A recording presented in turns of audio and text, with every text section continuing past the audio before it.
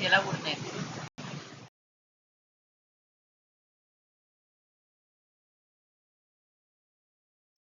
La Coxiella burnetii se detectó inicialmente en los años 30, de manera simultánea en Estados Unidos en un laboratorio de Montana y en Queensland, Australia. Esto se dio porque en el laboratorio de Montana estaban analizando muestras para buscar Rickettsia rickettsii en garrapatas, pero encontraron un organismo relacionado que denominaron Coxiella. Posteriormente, en el mismo periodo, en Queensland, Australia, más bien lo que detectaron fue una enfermedad en trabajadores de mataderos, que era semejante a gripe. En eso se logró aislar un microorganismo que era semejante a Rickettsia y que infectaba los vasos de ratones. Ellos denominaron este organismo como un organismo causante de fiebre de origen oscuro, aislado en garrapatas y con propiedades de virus y de riquecias. Entonces, esta bacteria es una bacteria gram negativa, es intracelular obligada, es plomórfica y además tiene un tamaño bastante pequeño, de 0.2 a 0.5 micrómetros por 0.4 a 1 micrómetro de largo. En cuanto a la transmisión, primero hay que aclarar que la fiebre Q se denomina cuando la infección por Coxiella es en humanos y cuando es en animales se denomina coxielosis. Entonces, aunque inicialmente se detectó a Coxiella en garrapatas, este no es una vía de transmisión importante para el ser humano, sino que la vía más importante de transmisión es por la inhalación de partículas contaminadas con la bacteria. El reservorio más común, más importante, son los rumiantes domésticos, que serían las vacas, las ovejas y las cabras. Y estos animales lo que hacen es excretar la bacteria en diferentes tipos de secreciones, como por ejemplo semen, leche, en las heces y la orina. También muy importante es que Coxiella infecta los trofoblastos de la placenta. Entonces, cuando las vacas tienen terneros, que ya sea vivos o si no abortados, estas placentas van a tener una gran cantidad de carga bacteriana y van a poder entonces infectar el ambiente o a otros animales. Entonces, de esta manera, Coxiella infecta directamente a la persona que manipula estos animales, estos productos del embarazo, o también por inhalación de entonces estas partículas de polvo en el ambiente contaminado. Y incluso se dice que a los materiales infectados con, por ejemplo, polvo infectado con Coxiella pueden causar infecciones aún hasta 18 kilómetros del lugar donde la bacteria fue excretada. También esta bacteria es capaz de infectar otros animales, aunque el reservorio más importante son los rumiantes, puede infectar también perros, gatos y perezosos y han sido fuentes de contaminación para casos humanos. En este diagrama lo que podemos ver también son vías de transmisión a los seres humanos. Lo más común es que sea a partir de rumiantes domésticos y también de manera infrecuente, como les mencioné anteriormente, otros animales como por ejemplo perros y gatos. Entonces las vías más comunes son por contacto directo o indirecto, que puede ser por productos, digamos, animales, como por ejemplo placentas o abortos, eh, o contacto con orina o con otras secreciones corporales. También por la ingestión de productos lácteos que no estén pasteurizados. Y como les mencioné, es muy importante inhalación. Pero también en el ser humano, de manera infrecuente, puede presentarse transmisión por medio de transfusión sanguínea, a nivel nosocomial, por mujeres que están parturientas, o sea, por contacto con placentas o con productos del embarazo, mujeres infectadas con Coxiella, transmisión, o por bioterrorismo, que eso lo hablaremos posteriormente. En cuanto a la patogénesis de esta enfermedad, vamos a ver que Coxiella va a tener dos fases o dos formas. La primera es la fase 1, que estas son bacterias que tienen una molécula de lipopolisacárido completo y esta es altamente virulenta. Esta es la forma que se puede aislar de animales infectados, de personas infectadas y de garrapatas. También existe la forma de fase 2, en la cual esta bacteria tiene un lipopolisacárido truncado que la hace ser avirulenta. Y esta más bien se obtiene cuando la bacteria tiene varios pasajes de laboratorio y va perdiendo virulencia con el tiempo. Esta forma también se puede encontrar durante las infecciones, pero eventualmente se va a eliminar. Entonces, las bacterias de fase 1, el mecanismo de acción es que ellas se adhieren a la membrana celular de fagocitos, que pueden ser monocitos o macrófagos. Estas bacterias, una vez que se adhieren a la membrana, son fagocitadas e ingresan en fagolisosomas. La bacteria en el fagolisosoma lo que hace es que se une al lisosoma y la bacteria con este contenido lisosomal le da un ambiente que permite que tenga una forma de crecimiento activo. Entonces, este nicho acídico que se conforma dentro del fagolisosoma va a permitir el desarrollo y que tenga una adecuada disponibilidad de nutrientes y además le permite protección de agentes antimicrobianos. Ahora, para hablar un poco acerca de la fiebre Q, el periodo de incubación de esta enfermedad es variable, pero usualmente es de 2 a 4 semanas. Y esto va a depender de la dosis que se inocule, de la ruta de infección y de la fase antigénica, o sea, de la forma bacteriana que esta tenga, que puede ser fase 1, que es la forma infectante, o fase 2, que es la forma latente a virulenta, pero que una vez que ingresa en el organismo, en el fagolisosoma, se convierte en la forma virulenta. Esta es una enfermedad que es considerada autolimitante la mayoría de las ocasiones. Sin embargo, que vamos a ver que existe un cuadro que es crónico. Es una enfermedad que en realidad tiene una muy baja mortalidad, pero sí tiene una alta morbilidad. Tiene una alta morbilidad, pero una baja mortalidad. Y hay dos tipos de infección. Una que es la aguda, que se caracteriza principalmente por una fiebre moderada, neumonía y hepatitis, y una forma crónica, en las que se produce endocarditis, abortos o nacimientos de bebés a término, pero que nacen fallecidos. Acá lo que se puede observar es un diagrama de la presentación clínica. Entonces, inicialmente, contaminación, por ejemplo, en este caso es por inhalación de aerosoles contaminados, que puede ser de la bacteria infectante, como les mencioné, o de las variantes de células pequeñas, que es avirulenta, pero sí es infecciosa.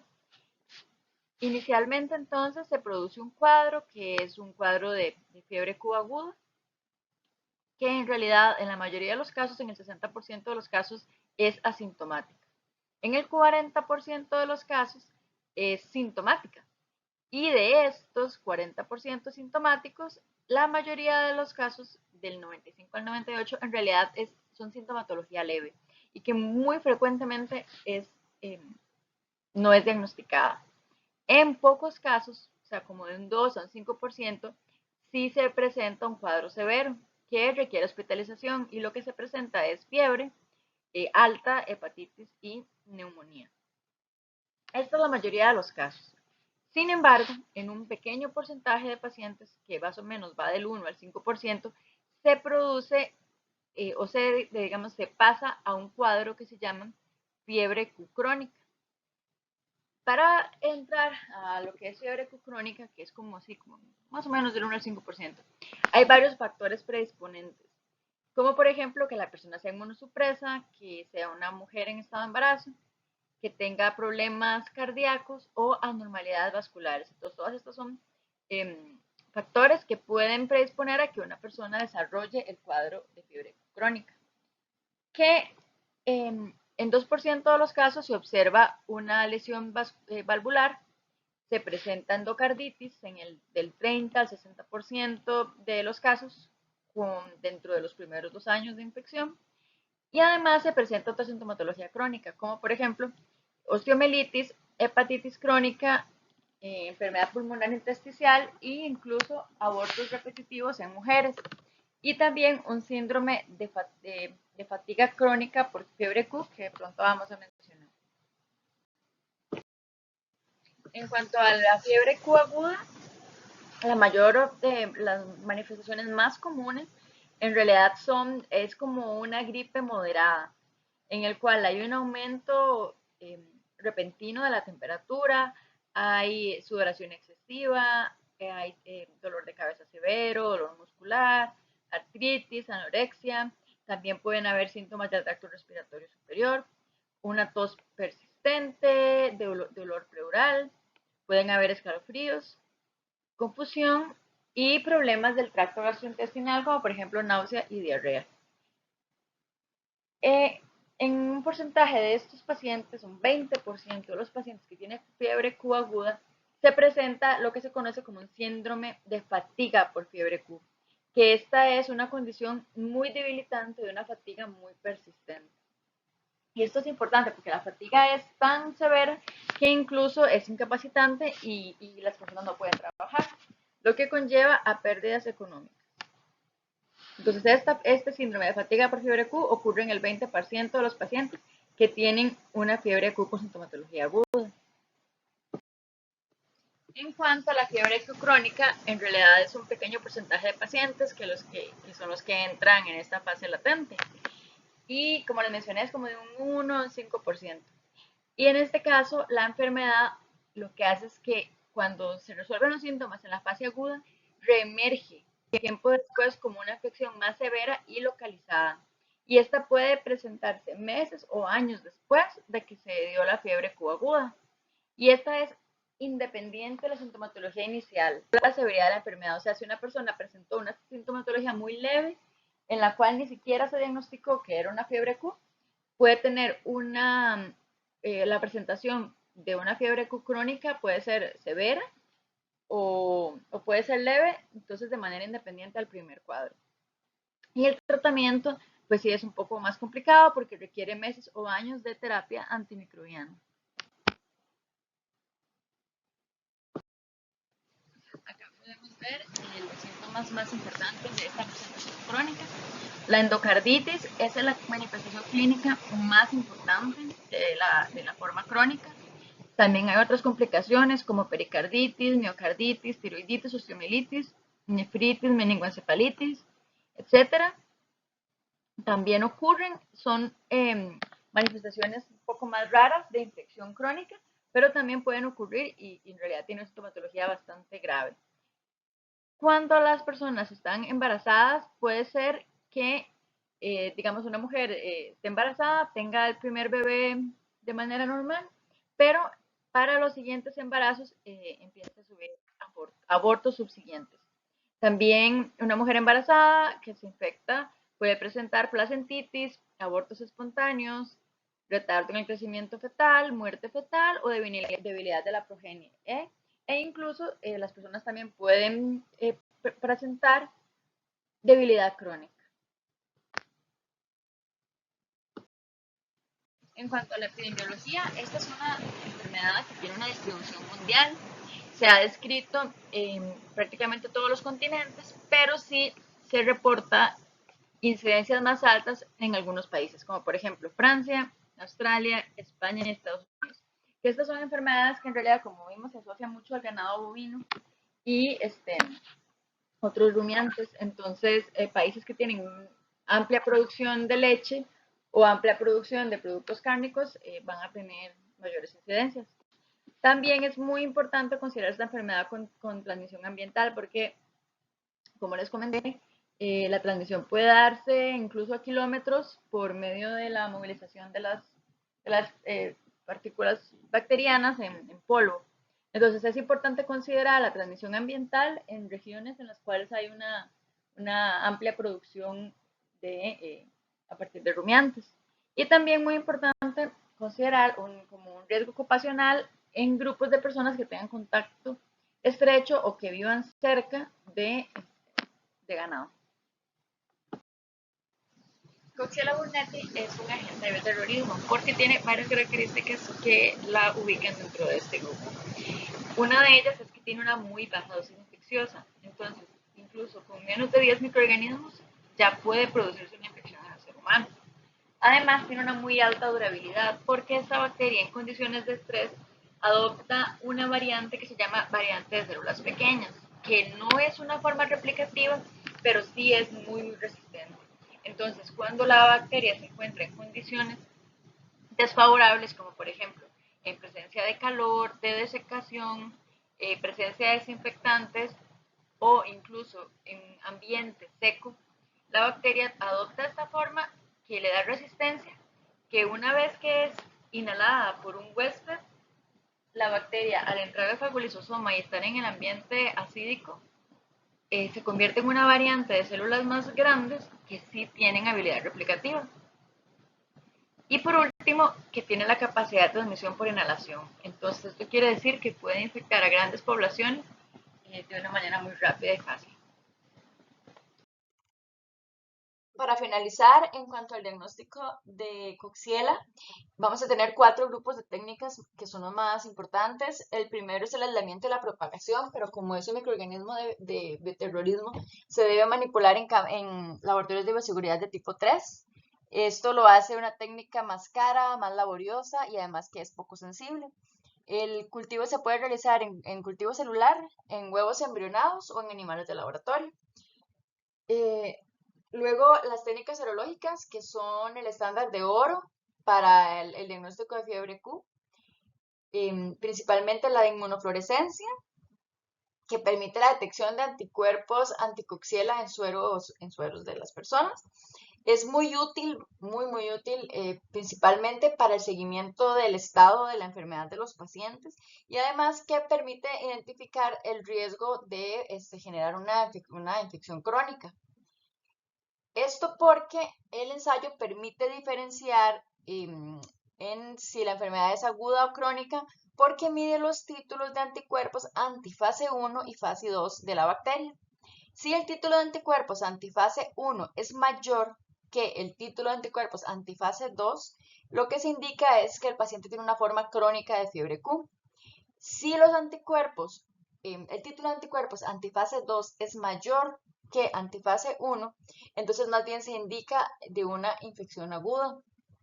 Cuando los títulos de IgG son muy altos, o sea, mayores a 1 en 800 contra los anticuerpos contra la forma de fase 1, esto se indica más bien de endocarditis por fiebre Q. Adicionalmente, se tiene la detección de antígeno, que por ejemplo por inmunohistoquímica se puede buscar antígeno en diferentes muestras, como por ejemplo en fetos abortados, en leche, en secreciones vaginales o semen. Y por último, la detección molecular por por PCR, que funciona bien para la detección en la etapa aguda dentro de los primeros 15 días del inicio de los síntomas, o también en pacientes que presenten fiebre Q crónica. Sin embargo, va a ser más sensible en la primera semana de la enfermedad dependiendo del tipo de muestra que se esté utilizando. En el caso de la fiebre Q aguda, sería el diagnóstico más sensible en la primera semana de la enfermedad, pero la sensibilidad va disminuyendo muy rápidamente posteriormente al inicio de los síntomas. El PCR se puede hacer en diferentes tipos de muestras, como por ejemplo membranas fetales, fluidos fetales, hisopados genitales o diferentes tipos de muestras. Además también se pueden analizar, por ejemplo, sangre o leche u otros derivados para la detección de Coxiela. En cuanto a tratamiento, la doxiciclina es el antibiótico de elección, al igual que para la mayoría de los zoonosis. En el caso de la fiebre aguda, el ciclo es de 2 semanas de este antibiótico. En el caso de la fiebre crónica, la recomendación es administrar una combinación de antibióticos que incluya doxiciclina e hidroxicloroquina y se debe administrar por varios meses.